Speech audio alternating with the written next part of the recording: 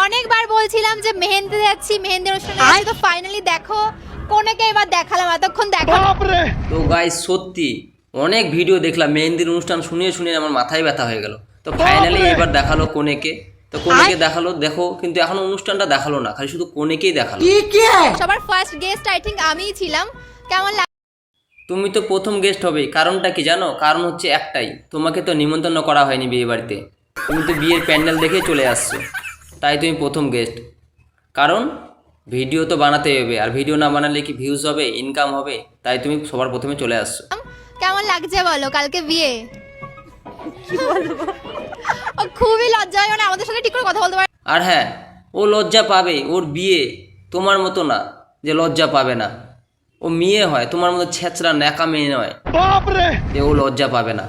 ও লজ্জা পাওয়ারই কথা সাধারণত হবে, তোমার মতো সাধ্য বাড়ির ব্লগ করে এখানে আসেনি, বাইগান। বিয়ের পিড়িতে আসছে ও, এখন লজ্জা তো পাওয়ারই কথা।